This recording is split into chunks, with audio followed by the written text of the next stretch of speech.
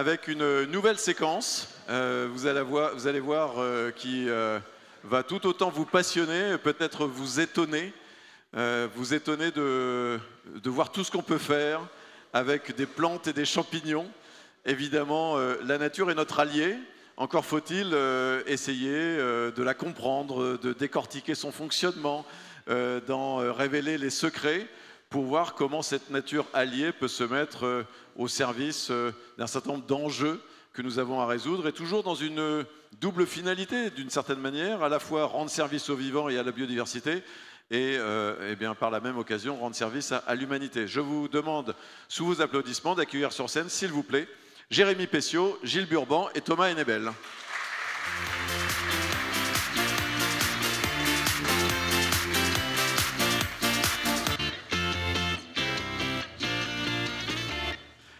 Alors, moi, je suis triplement heureux de vous accueillir parce que Gilles Burban est une vieille connaissance du biomimétisme.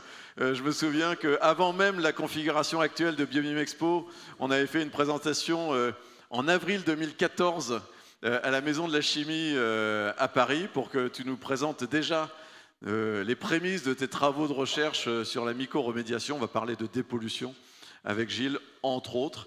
Je suis content d'accueillir Thomas parce que Thomas Hennebel, aujourd'hui start-upper, entrepreneur, exposant à Biomimexpo, est un ancien lauréat du concours de projet Biomime Challenge qui aura lieu tout à l'heure à 14 h en pavillon des Chênes. Donc c'est chouette et c'est sympa.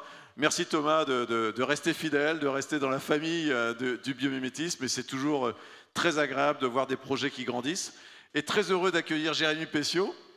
Tout simplement, nouveaux participants à cet événement Biomimexpo. Ils sont tous les trois exposants, donc profitez de leur présence sur scène et de leurs explications et prolonger les échanges avec eux et grâce à eux sur le village de l'innovation. Donc on va parler de plantes. Vous allez voir dans des configurations diverses et variées, et on va aussi parler de champignons. On va démarrer avec vous, Jérémy, pour que vous nous présentiez. Alors vous avez en face de vous des applications, des solutions. On a parlé des constats et on va continuer à parler des constats et des enjeux, mais là vous allez avoir 3 exposés sur des solutions, et on va démarrer avec Afiren. Merci de nous présenter Afiren et les solutions que vous proposez. Merci beaucoup, Jérémy. Bonjour à tous, je m'appelle Jérémy Pessiot, je suis directeur général délégué d'Afiren, fondateur et en charge de toute la partie R&D et innovation. Et je suis très heureux d'être ici aujourd'hui pour parler de biomimétisme parce que c'est quelque chose qui fait très écho à la genèse du coup d'Afiren. Vous allez comprendre un petit peu dans le déroulé, mais nous, notre procédé, il est vraiment biomimétique et à une échelle qui est assez phénoménale.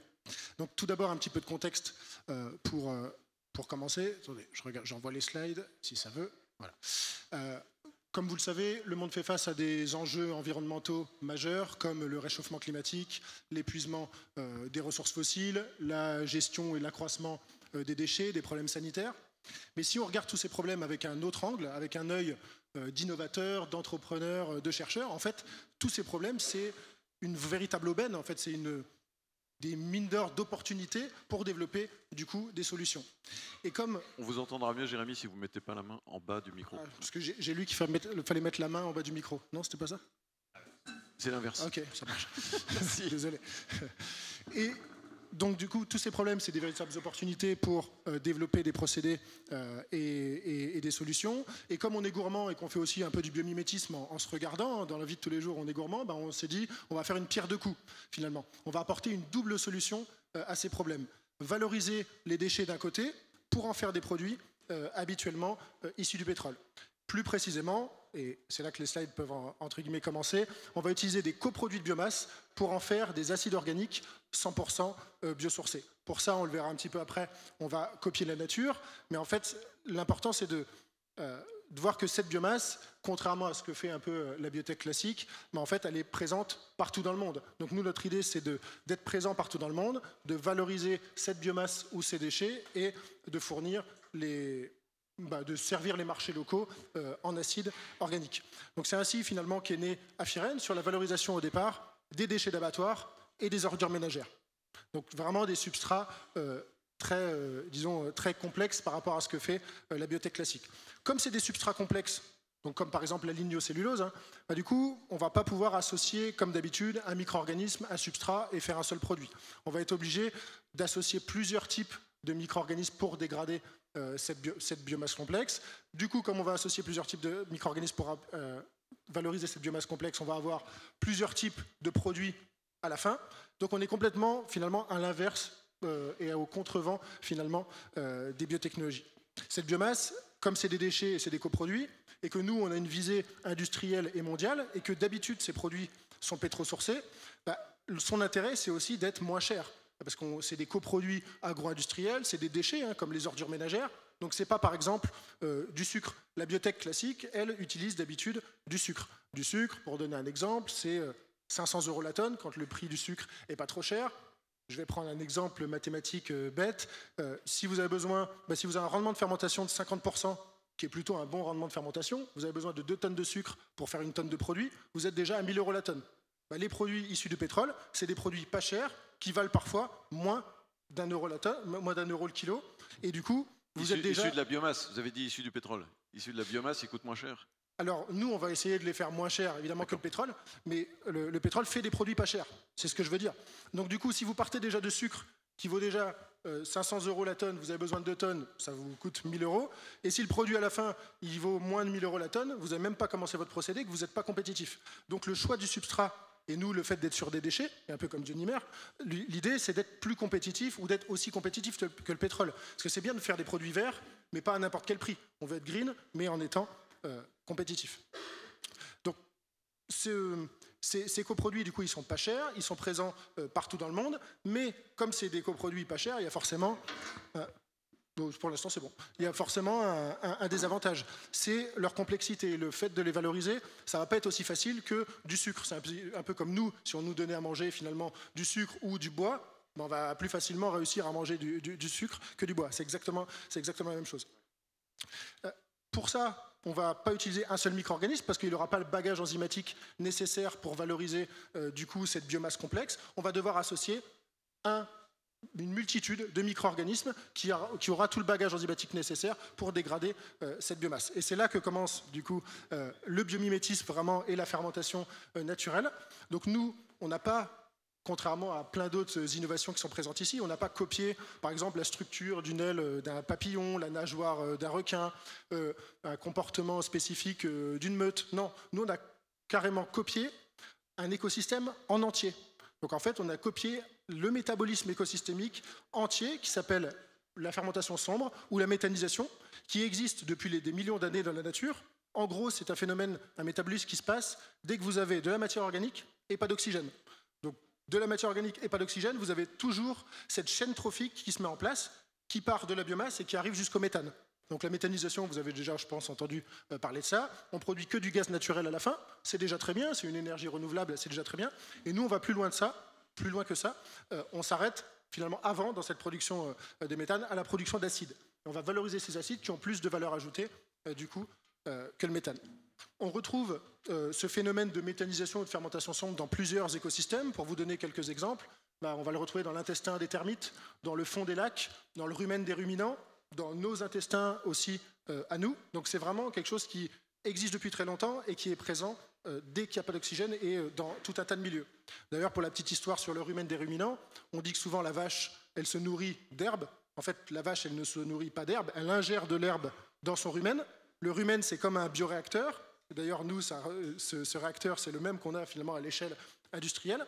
L'herbe est convertie par toute cette multitude de micro-organismes anaérobies, donc sans oxygène, en acide, et c'est les acides au niveau du feuillet, un autre estomac finalement de la vache, qui vont être absorbés pour pouvoir faire du muscle.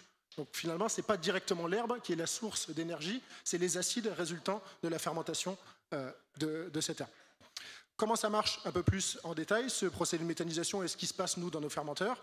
Donc on part de la biomasse complexe, comme par exemple la cellulose. Il y a des premiers micro-organismes, des premières communautés. Il faut voir que c'est des dizaines d'espèces qui agissent en interaction et tout ça en même temps. Donc on a une première étape d'hydrolyse. On va par exemple casser les molécules de cellulose en glucose, donc en plus petites fractions, en monomère. D'autres microbes vont consommer ce glucose pour en faire des acides carboxyliques, donc les acides gras volatiles, de 2 acides carbone que nous, on va produire et qu'on produit dans notre usine, du coup, dans l'est de la France. D'autres microbes sont capables de convertir ces acides carboxyliques en acide acétique et en hydrogène.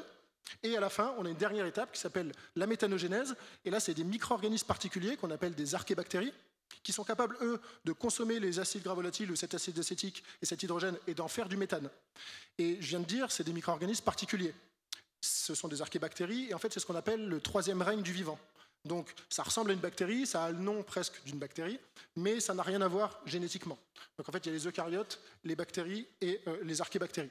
Et ce sont les seuls aujourd'hui connus à faire du méthane, à être capables de produire du méthane.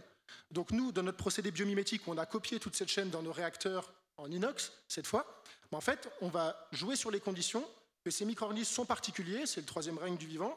Ils sont sensibles au pH, ils sont sensibles aux acides, ils sont sensibles à la température, ils ont des temps de séjour longs. Ben nous, en jouant sur ces conditions-là, donc finalement en adaptant un peu cet écosystème naturel, ben, ils ne vont pas se développer. Et s'ils ne se développent pas, ils ne vont pas consommer les acides qui sont présents dans le jus de fermentation, et on va donc accumuler des acides dans le jus de fermentation. Et nous, c'est bien la molécule qui nous intéresse, et pas le méthane.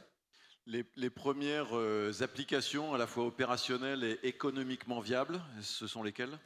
Par rapport pour nos acides, oui.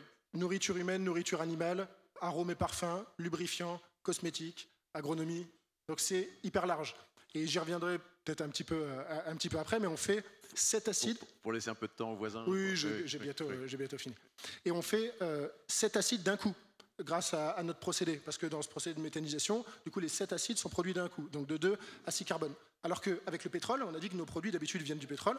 Ben, il faut 7 procédés ou 7 usines différentes, 7 procédés chimiques pour faire ces acides séparément. Nous, on a les 7 dans le jus de fermentation et on les sépare à la fin. Et on est capable, du coup, de vendre les 7 acides. Il y a moins d'étapes dans le procédé? Il y a moins d'étapes, oui, il y a moins d'étapes dans le procédé par rapport à ce que fait la pétrochimie. La pétrochimie, c'est en fait un enchaînement de réactions chimiques à partir des alcènes issus du pétrole. Vous parliez de l'usine, et donc en termes, pour avoir une idée, en termes de phase de développement d'Aphirène aujourd'hui, en termes de volume prévisible, je ne sais pas, d'ici 5 ans, on en est où à peu près? Alors nous, on a déjà notre première usine, on est dans le démarrage et dans le ramp-up, donc dans la production continue du coup de cette usine qui va produire 16 000 tonnes d'acide par an. Et dans les années à venir, on a déjà des projets en Thaïlande, aux US, qui sont en train de se développer pour assurer la continuité et notre maillage finalement international. Bon, bah écoutez, bravo. Oui, un dernier mot peut-être, Jérémy, et puis ensuite... Oui, c'était pour citer un exemple d'application. Oui, bien sûr, allez-y. D'application biomimétique. C'est un peu sur la... C'est après. Ouais, pardon, hop, sur la dernière. Un exemple d'application biomimétique. J'aurais pu vous parler aussi de notre gestion de l'eau, de notre retour au sol. On n'a pas de résidus en fait dans ce procédé. Donc on a un engrais qui va revenir au sol pour refaire des nouveaux cycles de biomasse. Donc on a essayé vraiment de penser nature jusqu'au bout.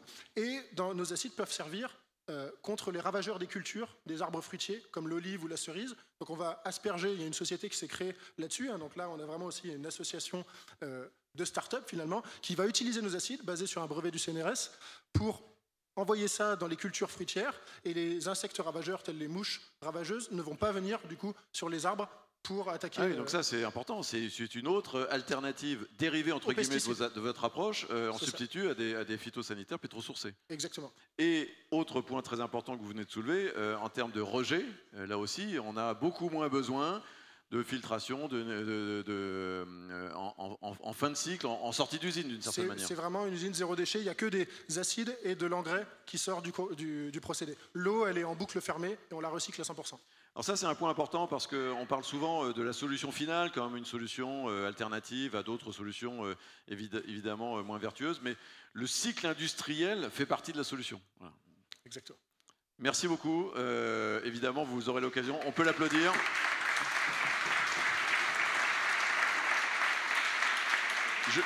Je rappelle que c'est pas rien quand on est dans ces domaines-là et aussi entrepreneur de proposer des innovations de rupture.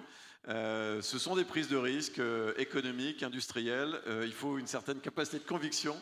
Et donc on espère, vous nous en direz un mot, que la dynamique et que la réception du message du côté des donneurs d'ordre va aussi dans le bon sens. Gilles, on va continuer avec toi à travers ce que tu développes aujourd'hui sous le nom de IFEN pour nous parler. Je me souviens quand on s'était vu, finalement on s'était dit mais les champignons sont les meilleurs amis des hommes. Tu es un fan de champignons, raconte-nous ça. Oui, effectivement, donc on va continuer à parler de fermentation, mais avec des micro-organismes qui sont sensiblement différents. Un autre règne, effectivement, le règne fongique. Ce ne sont pas des plantes, ce ne sont pas des animaux, ce sont bien des êtres complètement à part. Et de ces champignons, on peut dériver toute une série de technologies parce qu'ils ont des capacités qui sont proprement hallucinantes, hein. Ils ont aussi cette capacité à être hallucinantes, mais ce n'est pas cette partie-là de la technologie qu'on va utiliser. Aujourd'hui, je vais vous parler de leur capacité à dégrader de la matière organique et donc à participer à fabriquer un mot qui est un peu compliqué, qui est celui de myco-remédiation. Il faut entendre par myco-champignon et par remédiation des pollutions. Donc IFEN s'est fixé pour mission de proposer des produits pour la remédiation des sols. Donc ce qu'il faut entendre, c'est des produits qui soient faciles à utiliser sur des chantiers, hein, donc, pour résoudre des problèmes de pollution des sols par des hydrocarbures, des métaux lourds, des molécules parfois très complexes. Sur le sol de la forêt, vous n'allez pas voir de tas d'animaux morts, de compost, ça n'existe pas en forêt. La forêt, le sol forestier digère finalement tout ce qui lui tombe sur ce sol forestier pour le transformer en une autre matière au travers d'un cycle du carbone qui est particulièrement complexe, particulièrement rapide aussi, et qui passe par une dégradation de cette matière organique, quelle qu'elle soit, et partout sur la Terre, parce que les champignons sont ubiquistes d'une certaine façon, c'est-à-dire qu'ils ont colonisé à peu près tous les milieux pour faire ce travail de biodégradation de la matière organique. Et donc ils induisent un cycle du carbone qui fait qu'ils vont en utiliser une partie pour eux-mêmes. C'est ce qu'on appelle des organismes hétérotrophes. Ils ont besoin d'un carbone qui vient d'ailleurs pour arriver à fabriquer leur propre tissu. Mais ils vont aussi le faire circuler pour le donner aux plantes, qui vont s'en servir en partie pour arriver à assurer leur croissance. Et puis il y a une partie qu'ils vont stocker durablement, parce qu'en fait, il y a un excès de carbone tombé au sol, et donc ils vont le stocker dans cette partie du sol qu'on appelle l'humus. Donc sans doute est-ce important à ce moment-là de dire que le sol, qui est sans doute le biotope, un des biotopes les plus complexes qui existent sur Terre, est le deuxième puits de carbone de notre planète. Alors, est-ce qu'il est nécessaire quand même peut-être rapidement de rappeler les services que nous rend ce sol? Parce que dépolluer un sol, c'est bien, mais est-ce que vraiment c'est une urgence? Alors, si on regarde les ODD de l'Union européenne, on voit que le sol est un peu une problématique transversale. On le lit au travers de l'agriculture, mais on ne le lit pas vraiment comme un aspect fondamental de nos sociétés. Pourtant, les services qui nous rendent sont absolument incroyables. Un sol en bonne santé, d'abord, ça nous assure une production alimentaire de qualité. Toute la nourriture vient du sol, hein. Un sol en mauvaise santé, c'est pas de nourriture. Ça filtre l'eau. Sans sol de bonne qualité, ça veut dire que tout ce qui tombe au sol draine aussi toute la pollution humaine en surface. Et s'il n'y a pas un sol de qualité, on se retrouve avec des eaux polluées de façon quasiment immédiate. Et puis ça a des incidences sur l'air, ça a une incidence évidemment sur la biodiversité, parce que la biodiversité du sol, il faut s'imaginer que dans 1 gramme de sol, il y a plus de biodiversité que tous les humains sur Terre. Donc c'est un environnement qui est extrêmement riche, qui est extrêmement complexe. Et derrière, évidemment, il y a des sciences qu'il faut développer pour arriver à comprendre comment ce sol fonctionne et comment il arrive à rendre ses services écosystémiques. Donc commençons par regarder le sol forestier. Alors évidemment, IFEN est une start-up industrielle. Alors on entend dans start-up... Ça fait cet effet-là? Ouais, c'est ce qui se passe dans le laboratoire quand on travaille. Ça veut dire qu'on est bien conscient qu'on explore des domaines scientifiques qui sont d'abord assez complexes, parce que chez nous on fait de la biotech et de la chimie, alors il faut faire dialoguer des chimistes avec des biologistes, ce qui n'est pas toujours le truc le plus facile à faire. Mais effectivement, on est obligé de rentrer dans des sciences un peu fondamentales.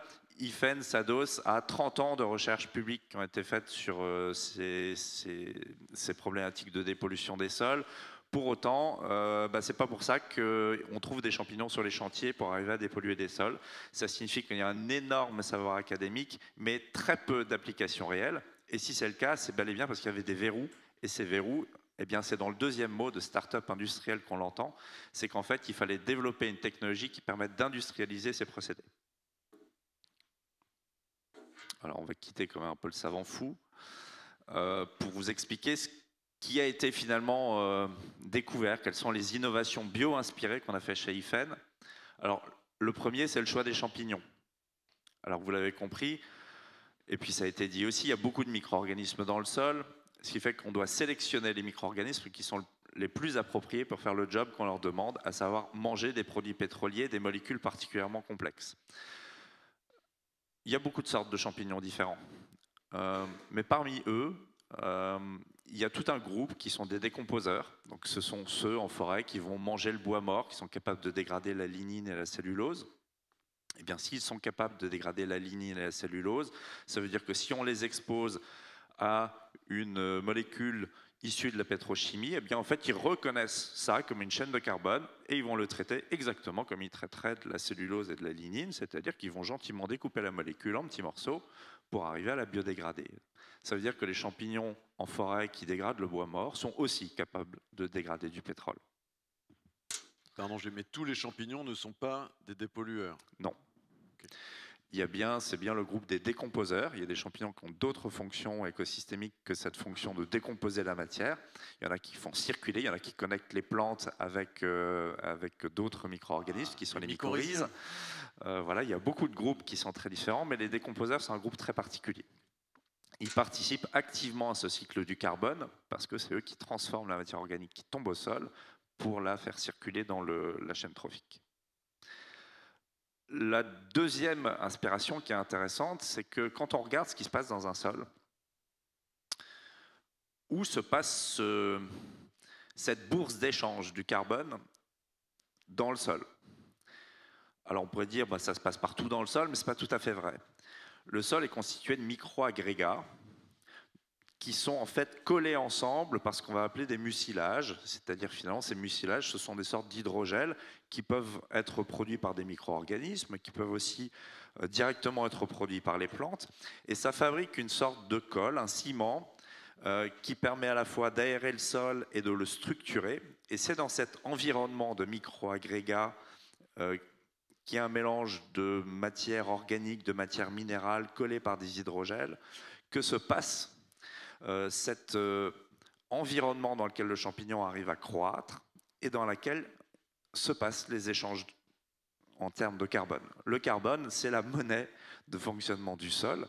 Il y a toute une dynamique dans ce sol qui permet de stocker ou déstocker ce carbone qui va être soit stocké dans l'humus de façon très durable pour des siècles, c'est extraordinairement stable, ou bien déstocké pour pouvoir servir de carbone utilisé par les micro-organismes ou par les plantes. Et le groupe de micro-organismes vivants qui contrôle ce stockage-déstockage, ce sont les champignons. On est donc face à des traders qui réagissent en fonction du besoin en carbone de l'écosystème et en fonction de la quantité de carbone qui tombe au sol. Et c'est donc avec cette connaissance-là que nous, on travaille, parce que dans un sol pollué, ça veut dire qu'il y a beaucoup de pétrole, il y a beaucoup d'hydrocarbures, on a un excès de carbone. Cet excès de carbone, pour que le champignon arrive à le dégrader et à en faire quelque chose d'intéressant, il faut arriver à ce qu'on lui fasse adopter un comportement qui est celui d'un sol forestier. Ce qui est intéressant aussi, je note ici le mot autoroute fongique. Alors peut-être que ça parle à personne, et c'est un peu normal. Parce qu'une deuxième chose que font les champignons dans le sol, c'est qu'ils font circuler la matière. On parle d'ifs mycéliens. Si vous regardez au microscope dans un sol, vous allez voir des filaments absolument partout.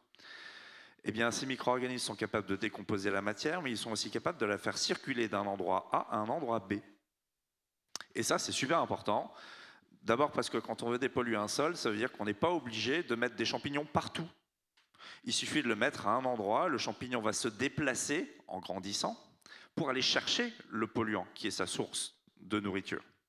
Ça signifie que par rapport à une autre technique de dépollution qui pourrait utiliser des bactéries, par exemple, où on est obligé de mettre des bactéries partout pour que les bactéries soient en contact avec le polluant, ce n'est pas la peine de faire ça avec des champignons.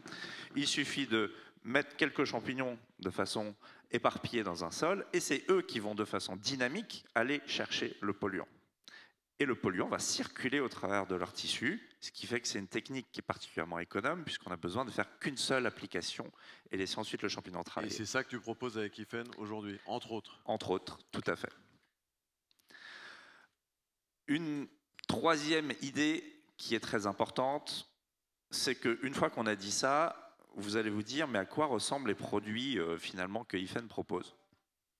Eh bien, nous, on s'est rendu compte d'une chose, c'est que quand on produit industriellement des champignons, on fait donc de la fermentation aussi dans des cuves en inox, sous forme liquide, parce que c'est rapide, parce qu'on peut produire d'énormes quantités de biomasse de cette façon-là. Eh bien, si on prend directement cette forme liquide et qu'on la met sur un sol pollué, eh bien, ça ne va pas marcher. Pourquoi ça ne marche pas?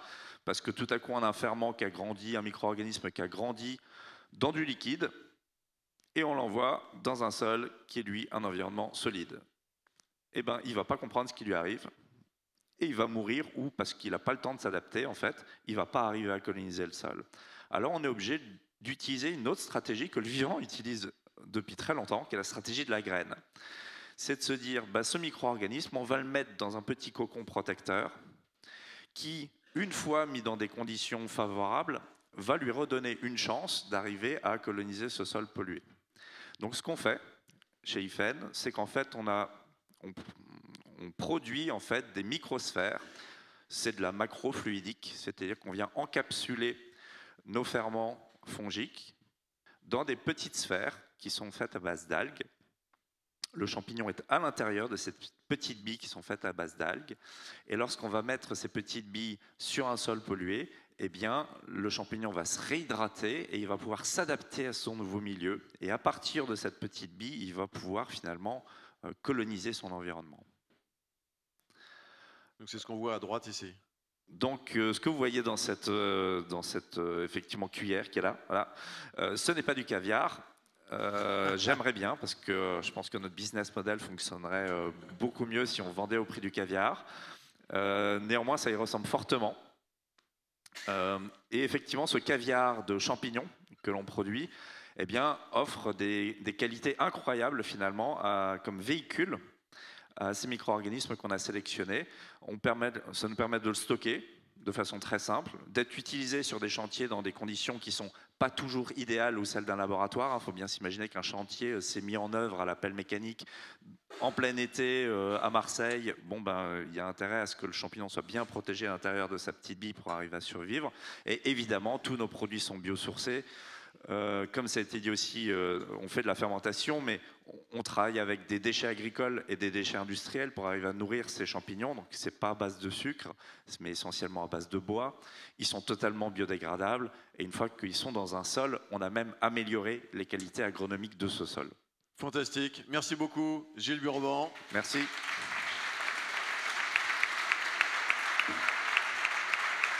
Allez les voir. Allez voir Gilles, allez voir IFEN, allez voir ce caviar de champignons dépolluants. Franchement, ça donne envie. On peut le manger? Oui, c'est pas bon, mais on peut le manger. Ok. On continue avec toi, Thomas, si tu veux bien, pour nous présenter là où tu en es. D'abord, ce que propose Dionymer, là aussi comme alternative. On cherche tous des alternatives et donc c'est chouette de voir des jeunes entreprises sur la base de travaux de recherche en biorespiration qui nous proposent des alternatives. Ensuite, vous aurez compris que l'étape d'après, c'est le changement d'échelle. Mais merci de nous expliquer ce que tu proposes et là où en est Dionymer. Merci beaucoup. Bonjour à tous. Donc, je suis Thomas Henbel, je suis président et cofondateur de Dionymer. Et effectivement, on cherche des alternatives. En l'occurrence, on cherche des alternatives à des matériaux qu'on utilise nous tous les jours, qui sont dans nos peintures, qui sont dans nos t-shirts de sport, qui sont dans nos cosmétiques, et qui sont les matériaux polymères. Les matériaux polymères, c'est ce qu'on appelle généralement les plastiques, entre autres. Aujourd'hui, c'est 99% de la pétrochimie. Donc c'est uniquement de la chimie du pétrole. Il y en a 1% qui est aujourd'hui de la chimie de la biomasse, en l'occurrence de canne à sucre, de maïs, d'huile de palme, d'huile de colza. Le reste, c'est uniquement du pétrole. Et donc à Dionymer, on a décidé d'avoir une approche qui est complètement différente de la chimie des polymères. En l'occurrence, une approche biomimétique, une approche circulaire de cette chimie. Et on a développé une solution qui nous permet non pas de transformer du pétrole, mais de transformer des déchets organiques, même des déchets alimentaires, en matériaux polymères qu'on appelle des PHA. Le nom barbare, c'est polyhydroxyalcanoate. On va rester sur PHA, qui sont donc des matériaux polymères biosourcés, en l'occurrence issus de déchets, et complètement biodégradables. Alors comment on fait ça? On n'a rien inventé. on n'a rien inventé, on s'est basé sur une solution qui est d'ores et déjà présente dans la nature, dans un certain nombre de micro-organismes, dans des centaines de micro-organismes, qui sont capables, des bactériens qui sont capables de consommer le carbone qui est dans leur environnement et de l'accumuler dans leur corps, un petit peu comme nous on stocke de la graisse. Exactement le même principe, sauf que la graisse de ces bactéries, ce sont des matériaux polymères, ce sont des bioplastiques. C'est les points blancs que vous voyez à l'image. À l'intérieur de la bactérie, en fait, c'est des granules de polymères, c'est des granules de bioplastique que la bactérie accumule, en fait, comme réserve d'énergie. Et donc, à Dunimer, on réplique ce procédé.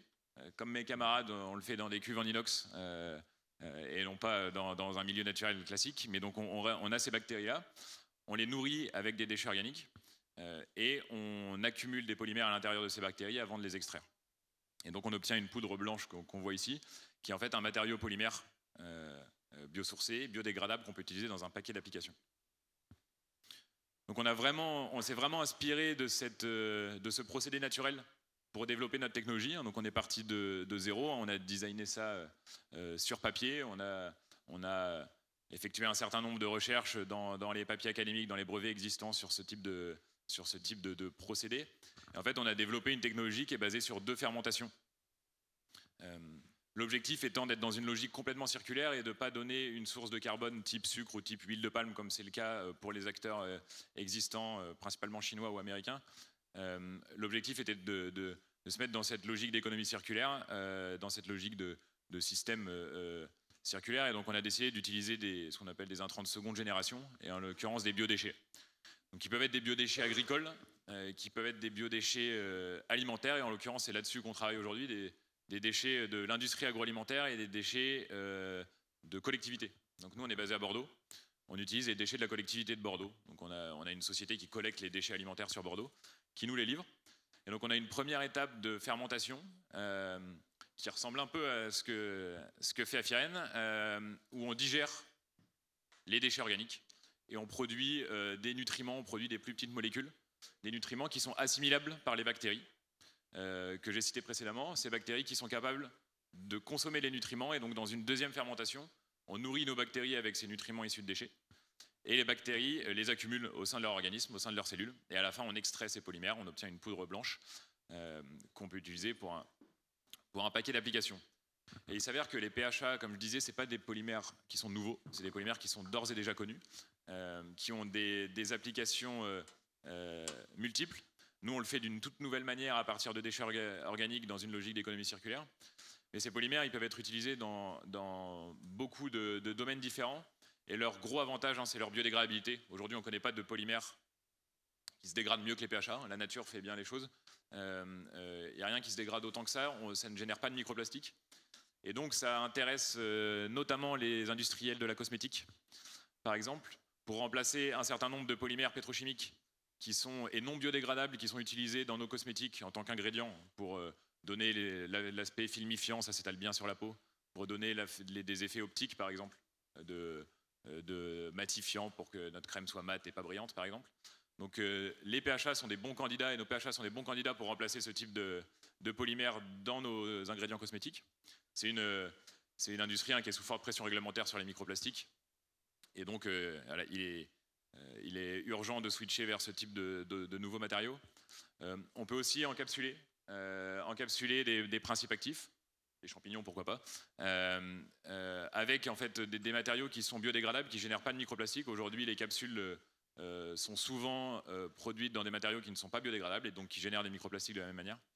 Et après, cette poudre on peut la fondre, faire des granules. Et les granules, c'est la matière de base de la plasturgie. Et donc on peut en faire un certain nombre d'applications de plasturgie, rigides ou flexibles, des films par exemple biodégradables, des films agricoles par exemple pour couvrir les cultures. On peut en faire des filaments textiles, des fibres textiles. Voilà, il y a un certain nombre d'applications, même dans le domaine biomédical ou dans l'impression 3D, sur lequel on peut utiliser ce type de polymère qui en fait se processe exactement de la même manière que les polymères et les plastiques traditionnels. Et donc aujourd'hui, on n'en est pas encore au stade de mes camarades. Ça fait 2 ans et demi que ça existe à Bordeaux, Dunimer. On a fait la preuve de concept à l'échelle du laboratoire. Donc montrer qu'on était capable, sur ce procédé biomimétique, de prendre des déchets, de les donner à nos bactéries qui produisent quelques grammes de polymères. Maintenant, on est à un stade de prototype On produit 10 kg par an à peu près, à une échelle intermédiaire. On vient de faire une levée de fonds de 3 millions d'euros qui va nous permettre de passer au stade pré-industriel, donc là au stade pilote. Donc là on va passer de 10 kg par an à peu près 1 tonne par an de nos matériaux. Ça va nous permettre de valider les débouchés économiques que je viens de citer, de valider un certain nombre de données technico-économiques aussi sur le procédé. Et enfin l'objectif c'est d'avoir un vrai impact environnemental sur ces alternatives aux polymères pétrochimiques, avec une usine, avec plusieurs usines, probablement, mais une première en tout cas qui produira 1000 tonnes par an dans 5 ans. Franchement, bravo, bravo, bravo Thomas.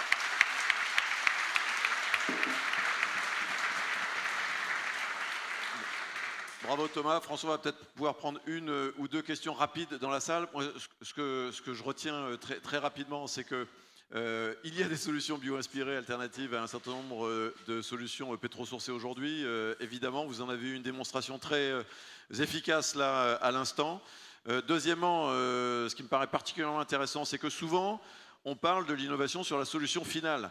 Mais là, c'est aussi innovant de manière vertueuse sur le process industriel. C'est-à-dire que si vous avez une solution bio-inspirée vertueuse qui vient d'un process industriel lui-même polluant, bon, on n'est pas au bout de la réflexion et du système. Donc c'est ça qui est intéressant, c'est que c'est multi-échelle. C'est-à-dire que la solution finale propose quelque chose d'intéressant, mais la façon de la produire est aussi en elle-même quelque chose de repensé pour moins impacter l'environnement. Et puis évidemment, la quatrième chose que je retiens, je le disais un peu tout à l'heure, c'est que maintenant on est sur des nouvelles étapes de scale-up, enfin de montée en puissance, de montée en échelle. C'est-à-dire qu'on se rend bien compte que en fait, le monde de demain a déjà démarré.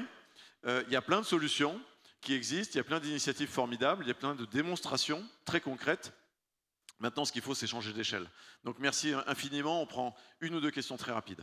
Oui, bonjour, merci beaucoup pour vos présentations, super intéressantes. J'avais une question pour la myco-remédiation. Combien de temps ça prend pour dépolluer un sol, étant donné qu'il faut attendre qu'il se déplace, etc. Ça prend combien de temps? Alors nous, on est très arrangeant. Le temps, c'est le temps que le client a.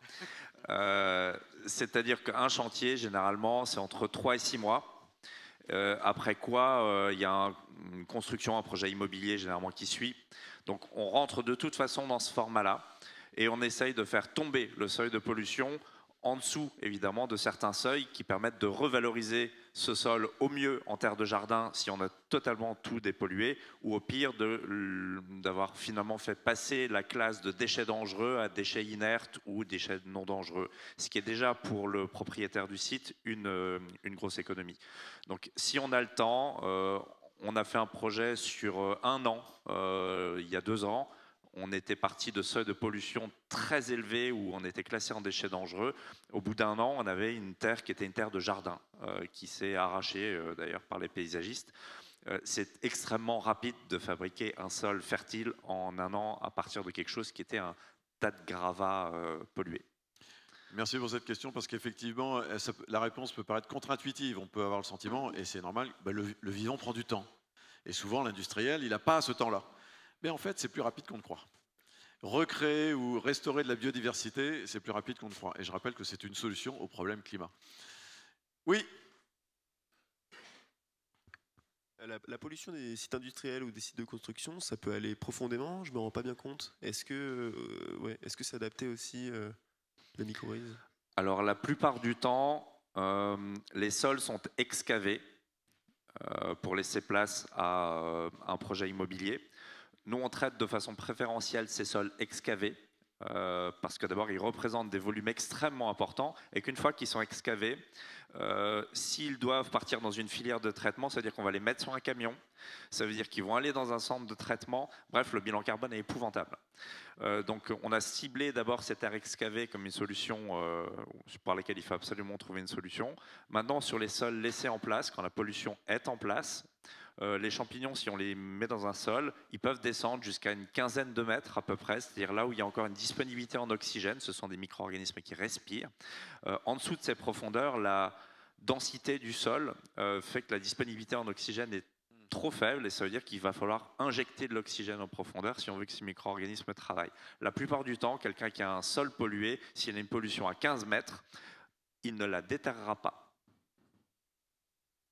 Bah oui, 15 mètres, ça commence à faire Voilà. beaucoup de camions qui s'y vont. La réglementation, en tout cas en France, est comme ça. On serait dans un autre pays comme la Suisse, où on se développe également beaucoup.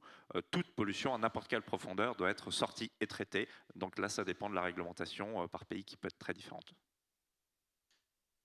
Alors peut-être pour compléter, mais selon la profondeur, le taux de pollution, enfin, c'est linéaire, comment ça évolue Malheureusement, l'historique des sols pollués fait qu'on peut retrouver des pollutions très importantes à des profondeurs parfois vertigineuses. Il y a donc tout l'historique industriel d'un site qu'on peut retrouver par empilement. Et donc il y a des polluants qui vont rester en surface, et puis il y en a d'autres qui par contre vont être lixiviés, c'est-à-dire qui vont descendre progressivement vers les nappes. Donc là par contre évidemment on a des problèmes différents, mais dans ce cas-là on excave. Et tes champignons, ils plongent à combien? Entre 15 et 17 mètres, ça peut descendre. Génial, merci beaucoup. Afieren, Dionymer, Ifen.